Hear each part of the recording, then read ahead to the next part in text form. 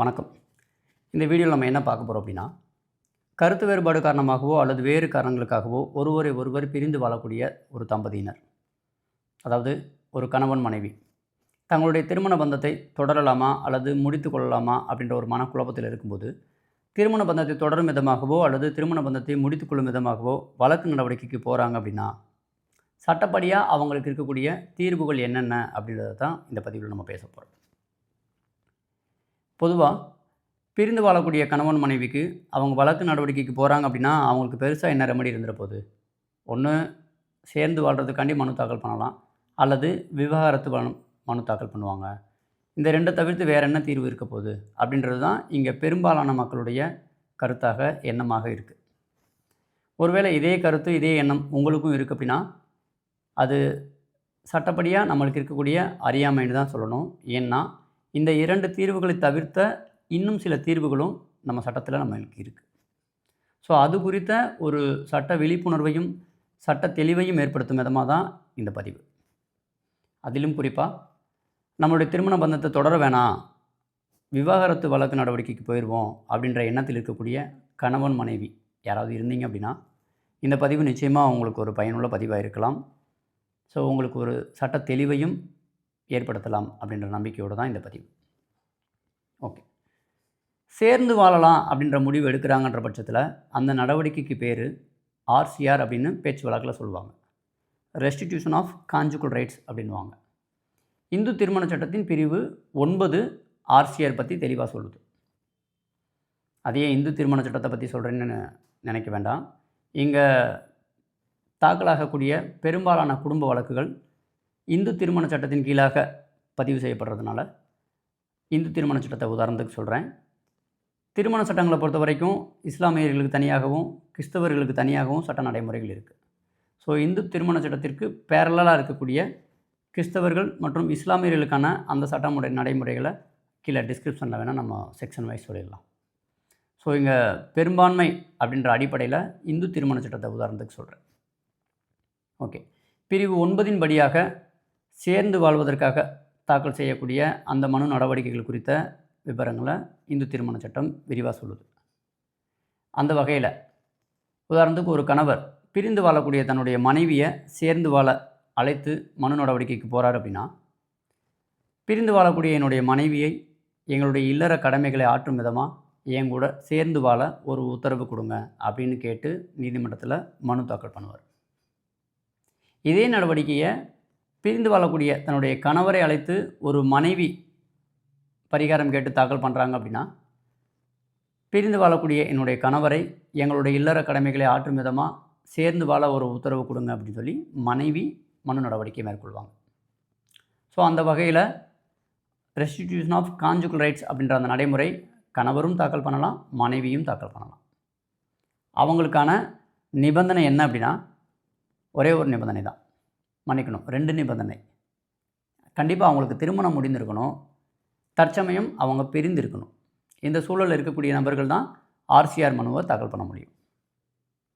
திருமணமே முடியாத ஒருத்தர் இன்னொருத்தரை என் கூட சேர்த்து வைங்கன்னு சொல்லி மனு நடவடிக்கைக்கு போக முடியாது. திருமணம் முடிந்திருந்தாலும் சேர்ந்து வாழக்கூடிய தம்பதியினர் சேர்ந்து வாழ்வதற்காக மனு தாக்கல் பண்ண வேண்டிய அவசியம் இருக்காது. சரிதானே?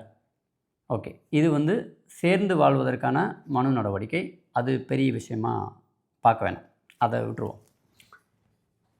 ஏன்னா இங்கே திருமண பந்தத்தை முடித்துக்கொள்வது அப்படின்னா விவாகரத்து மட்டும்தான் தீர்வுன்னு இருக்கக்கூடிய அந்த பெரும்பான்மை எண்ணத்தை, அது குறித்த ஒரு சட்ட விழிப்புணர்வை ஏற்படுத்தும் விதமாக தான் இந்த பதிவு அப்படின்றனால தான் சேர்ந்து வாழ்வதற்கான அந்த மனு நடவடிக்கையை ஓகே அது போதும் அப்படின்னு சொல்லிட்டு இதுக்கு வரேன். ஓகே, ஒரு விஷயம், இதை இன்டெப்த்தாக போகிறதுக்கு முன்னாடி ஒரு ஒப்பீடு பார்த்துருவோமே. விவாகரத்து அப்படின்ற இந்த நடைமுறை, இந்த வழக்கு தாக்கலாகக்கூடிய இந்த விகிதாச்சாரத்தை ஒரு 3 தலைமுறையாக நம்ம பிரித்து பார்க்கலாம். நம்மளுடைய தாத்தாக்கள் பாட்டிகள் காலம், நம்மளுடைய அம்மா அப்பா காலம், நம்ம காலம், இப்படி 3 ஜெனரேஷனுக்கு இதை பிரித்து பார்ப்போம். நம்மளுடைய தாத்தா பாட்டிகள் காலத்தில் விவாகரத்து அப்படின்றது பெரும்பாலும் வாய்ப்பே இல்லாத ஒரு விஷயம். அதாவது வழக்கு நடவடிக்கையை பொறுத்த வரைக்கும் சொல்கிறேன். நீதிமன்றம் மூலமாக விவாகரத்து மேற்கொண்ட நம்மளுடைய தாத்தா பாட்டிகள் மிக மிக குறைவாக இருப்பாங்க. அதுக்கு மேலே அவங்களுக்குள்ள ஒரு பிரச்சனை வருதா, ஊரில் பெரியவங்க மூலமாக பஞ்சாயத்து பேசி அவங்களுடைய வாழ்க்கையை முடிவுக்கு கொண்டு வந்திருப்பாங்க. அடுத்த வாழ்க்கையை அமைச்சு வந்திருப்பாங்க. இதுவே நம்மளுடைய அப்பாக்கள் காலத்தில் அங்கே ஒன்று இங்கே ஒன்றா மிக குறைவான விவாகரத்து வழக்குகள் நீதிமன்றத்திற்கு போயிருக்கும். நீதிமன்றம் மூலமாக தீர்வு பார்த்துருப்பாங்க. அவங்க காலத்துலேயும் ஊர் பெரியவங்க மூலமாக பஞ்சாயத்து மூலமாக பேசி விவாகரத்தானவங்களும் இருப்பாங்க. ஆனால் இதுவே தற்கால தலைமுறை, குறிப்பாக சொல்லணும் அப்படின்னா 2000ற்கு பிறகு திருமணமான இந்த தம்பதியினர், இவங்க விவாகரத்து கோரி நீதிமன்றத்திற்கு வரக்கூடிய இந்த விகிதாச்சாரம் அப்படின்றது பல மடங்கு உயர்வாக இருக்குது. அதுவும் குறிப்பாக சிறு நகரங்களில் கூட வருடத்திற்கு ஆயிரக்கணக்கான மனுக்கள் தாக்கலாகுது. பெருநகரங்களில் பொறுத்த வரைக்கும் லட்சத்தை கூட தொற்றும். அவ்வளவு விவாகரத்து வழக்குகள் வருடந்தோறும் தாக்கலாகுது. நிச்சயமாக சொல்ல முடியும், விவாகரத்து அப்படின்றது இந்த சமூகத்தின் சாபக்கேடு.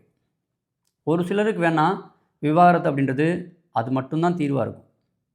அந்த விவாகரத்து அவங்களுக்கு ஃப்யூச்சரில் நன்மையாகவும் இருக்கும். இவங்களோடலாம் வாழவே வாய்ப்பில்லை, வாழக்கூடிய சூழலே இல்லை, வாழ்கிறதுக்கு விவாகரத்து தான் பெட்டர் அப்படின்ற சூழல் இங்கே மிகச்சிலருக்கு தான் இருக்குது. ஆனால் பலருக்கான அந்த விவாகரத்து அப்படின்றது, அந்த விவாகரத்துக்கான காரணம் அப்படின்றது பரஸ்பர புரிதல் இல்லை, ஒரு 2 பேருக்கு இடையிலான ஈகோ. ஸோ இந்த வகையில் தான் பெரும்பாலான விவாகரத்து வழக்குகள் தாக்கலாகுது. ஸோ அதன் காரணமாக தான் விவாகரத்து மட்டும்தான் தீர்வுன்னு இருக்கக்கூடிய அந்த சிந்தனையை, அந்த சட்ட அறியாமையை தெளிவுபடுத்தும் வகையில் இந்த பதிவை பண்ணணும் அப்படின்ற ஒரு ஆதங்கம் எனக்கு ரொம்ப நாளாகவே இருக்குது. ஏன்னா இது ஒரு வழக்கறிஞராக என்னுடைய சமூக கடமைன்னு நினைக்கிறேன். ஓகே, விவாகரத்து அப்படின்னு போகும்போது விவாகரத்திற்கு சொல்லக்கூடிய பெரும்பான்மையான காரணம் அப்படின் போது இந்து திருமண சட்டத்தின் பிரிவு 13 விவாகரத்து வழக்கு நடவடிக்கையை குறித்த அந்த விவரங்களை சொல்லுது. அதில் விவாகரத்துக்கான காரணமாக பெரும்பாலான வழக்குகளில் குறிப்பிடக்கூடிய காரணம் அப்படின்னு பார்க்கும்போது, நம்பர் 1 குரூயல்ட்டி. குரூயல்ட்டினா கொடுமை இழைக்கிறது. அது மென்டல் குரூயல்ட்டியாக இருக்கலாம் அல்லது ஃபிசிக்கல் குரூயல்ட்டியாக இருக்கலாம். அடுத்ததாக செப்பரேஷன், பிரிந்து வாழ்ந்த காரணத்துக்காக விவாகரத்து கேட்குறது. ஒரு தம்பதியினர் குறைந்தபட்சம் 2 ஆண்டுகள் பிரிஞ்சு வாழ்கிறாங்க அப்படின்னா அதையே காரணமாக வச்சு நீதிமன்றம் மூலமாக விவாகரத்து கேட்க முடியும். ஆனால் குறைந்தபட்சம் 2 ஆண்டுகளுக்கு மேலே பிரிந்து வாழ்ந்துட்டுருக்கோம் அப்படின்றத நம்ம நிரூபிக்கணும். 3ஆவதாக முக்கியமான காரணமாக சொல்கிறது அடல்ட்ரி.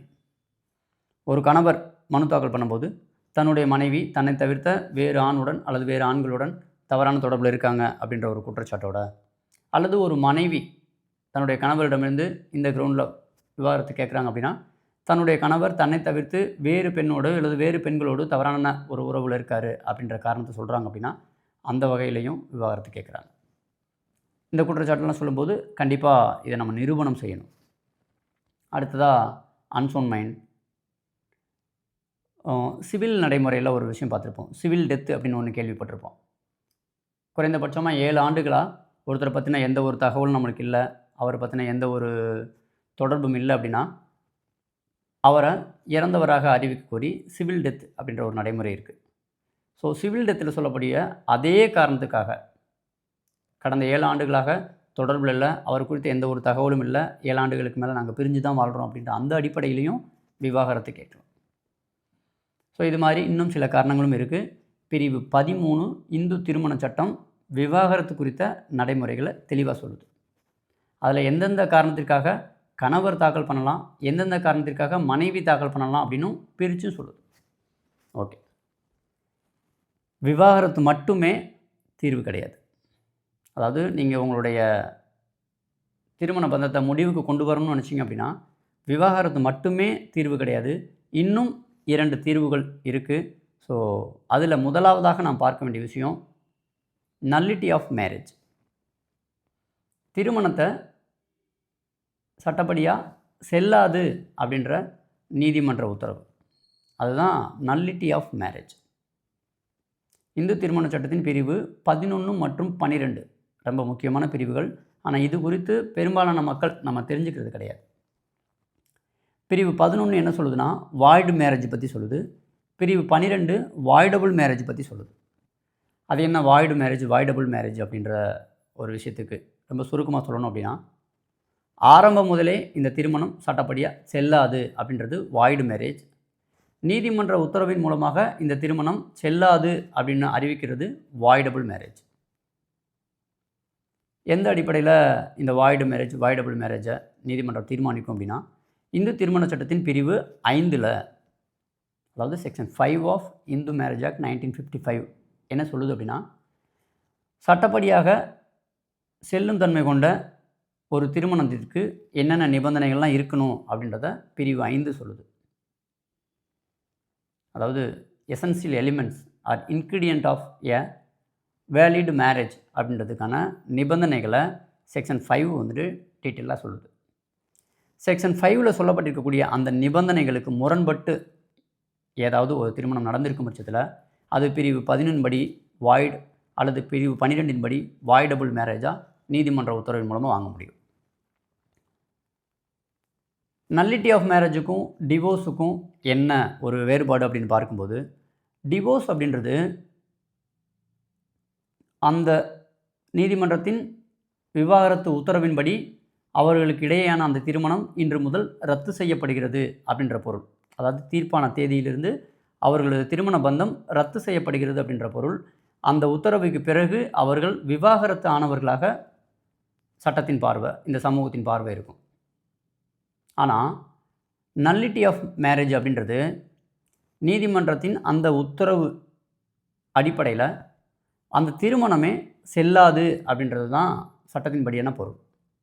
அதனுடைய அர்த்தம் என்னென்னா, இந்த திருமணமே செல்லாது அப்படின்னும் பட்சத்தில் அந்த திருமணம் நடக்கவே இல்லாததற்கு சமம். அந்த கணவன் மனைவி அந்த திருமணம் நடப்பதற்கு முன்னாடி அவர்களுடைய மேரிட்டல் ஸ்டேட்டஸ் என்னவோ அதன்படிக்க அவங்க திருமணம் ஆகாதவர் நிலை, அந்த நிலைக்கு போயிடுவாங்க. அதாவது விவாகரத்திற்கு பிறகு ஒருத்தருடைய மேரிட்டல் ஸ்டேட்டஸ் அப்படின்றது டிவோர்ஸி அப்படின்னு நம்ம சொல்கிறோம் ஆங்கிலத்தில், விவாகரத்து ஆனவர் அப்படின்னு சொல்கிறோம். ஆனால் நல்லிட்டி ஆஃப் மேரேஜ் அடிப்படையில் ஒரு உத்தரவு பிறப்பிக்கப்படும் பட்சத்தில் அந்த திருமணமே செல்லாது, அந்த கணவரும் மனைவியும் திருமணம் ஆகாதவர் அப்படின்ற நிலைக்கு சமம். ஸோ இதுதான் நல்லிட்டி ஆஃப் மேரேஜ். ஸோ இப்படி ஒரு விஷயம் இருக்குது. எடுத்தோடனே விவாகரத்து தான் போகணுன்னு அவசியம் இல்லை, நல்லிட்டி ஆஃப் மேரேஜும் நீங்கள் கேட்கலாம். ஆனால் நல்லிட்டி ஆஃப் மேரேஜ் கேட்குறதுக்கு மிக முக்கியமான ஒரு நிபந்தனை என்ன அப்படின்னா, எந்த அடிப்படையில் இந்த திருமணம் சட்டப்படியாக செல்லாது அப்படின்றத பிரிவு 12 வந்து தெளிவாக சொல்லியிருக்கு. அதாவது வாய்டபுள் மேரேஜை பொறுத்த வரைக்கும் அதில் மிக முக்கியமான நிபந்தனை, திருமணமாகி 1 வருடத்திற்குள்ளாக அந்த மனு நடவடிக்கையை நம்ம மேற்கொண்டிருக்கணும். அப்போ மட்டும்தான் நல்லிட்டி ஆஃப் மேரேஜை கேட்குற உரிமை அந்த மனுதாரருக்கு கிடைக்கும். 1 வருடத்திற்கு பிறகு அது மனு நடவடிக்கைக்கு போகிறார் அப்படின்னா அந்த மனு ஆரம்ப நிலையிலேயே நிராகரிக்கப்படும். அதுக்கு இருக்கக்கூடிய ஆப்ஷன் ஒரே ஒரு ஆப்ஷன், அடுத்ததாக விவாகரத்து தான். ஓகே, இதில் இன்னும் சில எக்ஸப்ஷன்லாம் இருக்கும். அந்த டேட் ஆஃப் நாலேஜ் அப்படின்ற ஒரு விஷயம் இருக்கும். திருமணம் முடிந்ததிலிருந்து 1 வருஷத்துக்குள்ளார நல்லிட்டி ஆஃப் மேரேஜ் கேட்டு வழக்கு தாக்கல் பண்ணணும். இந்த காரணத்துக்காக நான் நல்லிட்டி ஆஃப் மேரேஜ் கேட்குறேன், இந்த தகவல், இந்த சங்கதி எனக்கு இப்போ தான் தெரியும் அப்படின்னு ஒரு ப்ளீ எடுக்கிறோம் அப்படின்னா, அந்த தகவல் எப்போ நம்ம நாலேஜுக்கு வந்ததோ அதுலேருந்து 1 வருஷத்துக்குள்ளார அந்த வழக்கு தாக்கல் பண்ணணும். ஆனால் இதுக்கான ஸ்கோப் ரொம்ப ரொம்ப கம்மி. ஸோ அதனால் நல்லிட்டி ஆஃப் மேரேஜ் கேட்குறோம் அப்படின்னா திருமணம் ஆனதுலேருந்து 1 வருடத்திற்குள்ளாக தாக்கல் பண்ணணும் அப்படின்ற அந்த ஒரு ஸ்டேட் ஆஃப் மைண்டை ஃபிக்ஸ் பண்ணிக்கோங்க. ஓகே, விவாகரத்து, டிவோர்ஸ், மேரேஜை செல்லாது அப்படின்னு கேட்குறது நல்லிட்டி ஆஃப் மேரேஜ். இந்த 2 தவிர்த்து இன்னும் ஒரு மிக முக்கியமான ஒரு தீர்வு ஒன்று இருக்குது. ஸோ திருமண பந்தத்தை தொடர விருப்பமில்லை, விவாகரத்து மட்டும்தான் வழிமுறை அல்லது பிரிந்து கொள்வது மட்டும்தான் வழிமுறை அப்படின்ற முடிவில் இருக்கக்கூடிய தம்பதியினர் இந்த ஒரு தீர்வை முயற்சி பண்ணி பாருங்கள். நிச்சயமாக அது ஏதாவது ஒரு மாற்றத்தை கொடுக்கலாம், அது பயனளிக்கும் வகையிலையும் இருக்கலாம். அது என்ன அப்படின்னா, ஜுடிஷியல் செப்பரேஷன். இந்து திருமண சட்டத்தின் பிரிவு 10 ஜுடிஷியல் செப்பரேஷன் அப்படின்னா என்னென்னு சொல்லுது. ஜுடிஷியல் செப்பரேஷன்னா என்னமோ ஏதோ நினச்சிக்கிறதுக்கு ஒன்றுமே கிடையாது. ஒரு நீதிமன்ற உத்தரவின் அடிப்படையில் கணவனும் மனைவியும் பிரிந்து வாழக்கூடிய அந்த ஒரு விஷயந்தான் ஜுடிஷியல் செப்பரேஷன். இந்த ஜுடிஷியல் செப்பரேஷனுக்கும் விவாகரத்துக்குமான வேறுபாடு என்ன அப்படின்னா, விவாகரத்து அப்படின்றது நிரந்தரமான தீர்வு. அந்த விவாகரத்து உத்தரவுக்கு பிறகு அந்த கணவனும் மனைவியும் யாரோ எவரோ தான் அவங்களுடைய வாழ்க்கையை அவங்க எப்படி வேணாலும் அமைச்சிக்கலாம். ஆனால் இந்த ஜுடிஷியல் செப்பரேஷன் அப்படின்றது பார்த்தீங்க அப்படின்னா, இது ஒரு தற்காலிகமான ஒரு பிரிவு. என்ன ஒரு வித்தியாசம்னா, நீதிமன்ற உத்தரவின் அடிப்படையில் இந்த தற்காலிக பிரிவுள்ள இந்த கணவரும் மனைவியும் இருக்காங்கன்னு அர்த்தம். இப்போ ஒரு கணவர் தன்னுடைய மனைவி தன்னை வந்துட்டு தொடர்பு கொள்ளக்கூடாது, மனைவி அப்படின்ற உரிமையில் தன்னை எந்த வகையிலையும் இடையூறு பண்ணக்கூடாது அப்படின்ற ஒரு நிலைப்பாடில் இருக்கிறாரு அப்படின்னா, அவர் தன்னுடைய மனைவி விவாகரத்து பண்ண விரும்பல, ஆனால் தற்சமயத்துக்கு பிரிஞ்சு வாழணும்னு நினைக்கிறாரு அப்படின்னா, நீதிமன்றத்தில் ஜுடிஷியல் செப்பரேஷன் கேட்டு மனு நடவடிக்கை மேற்கொள்ளலாம். அதுவே ஒரு மனைவி தன்னுடைய கணவருக்கு விவாகரத்து கொடுக்க விருப்பம் கிடையாது, அதே நேரம் தற்சமயம் சேர்ந்து வாழவும் விருப்பம் கிடையாது, ஆனால் சில காலத்திற்கு பிரிந்து இருக்கும்னு நினைக்கிறாங்க. ஸோ அந்த வகையில் தன்னுடைய கணவர் அப்படின்றத அட்வான்டேஜ் எடுத்துகிட்டு எந்த வகையிலையும் என்னை இடையூறு பண்ணாமல் இருக்கணும் அப்படின்ற அந்த ஒரு உத்தரவு கேட்டு நீதிமன்றத்தில் ஜுடிஷியல் செப்பரேஷன் கேட்டு விண்ணப்பம் பண்ண முடியும். இந்த ஜுடிஷியல் உத்தரவு நீதிமன்றத்தால் அனுமதிக்கப்பட்டு அது நடைமுறையில் இருக்கும்போது,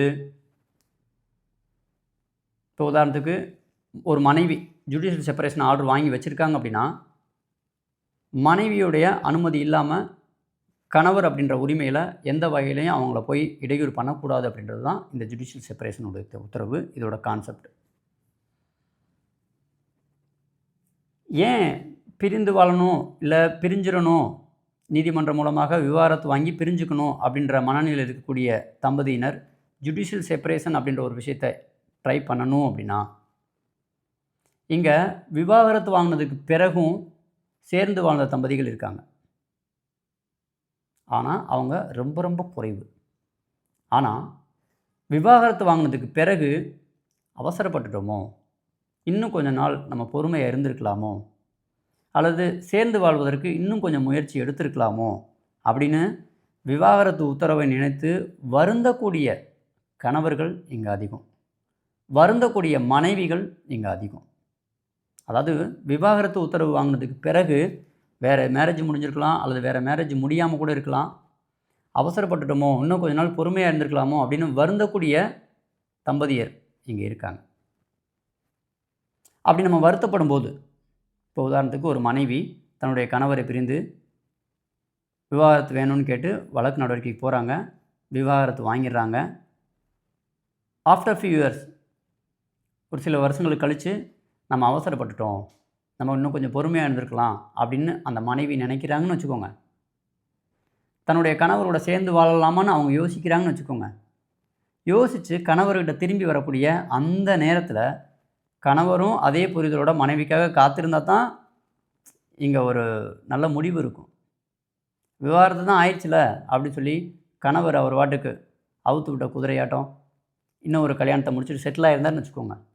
மனைவியினுடைய இந்த வருத்தத்திற்கும் இந்த மன மாற்றத்திற்கும் ஏதாவது ஒரு பலன் இருக்குமா அப்படின்னு பார்த்தோம் அப்படின்னா நிச்சயமாக கிடையாது. இதே கம்பேரிசன் கணவருக்கும் சொல்லலாம். ஏதோ ஒரு அவசரத்தில் மனைவியை பிரிந்த கணவர் ஒரு சில வருடம் கழித்து, விவாகரத்து வாங்கின ஒரு சில வருடம் கழித்து தன்னுடைய மனைவியை பிரிந்தது தப்பு, நம்ம சேர்ந்து வாழலாம் அப்படின்ற ஒரு எண்ணத்தோட மனைவியை தேடி வரும்போது, மனைவி வேறு ஒரு திருமணம் முடிஞ்சு போயிருந்தாங்க அப்படின்னா இங்கே கணவருடைய மனமாற்றத்திற்கும் பிரயோஜனம் கிடையாது.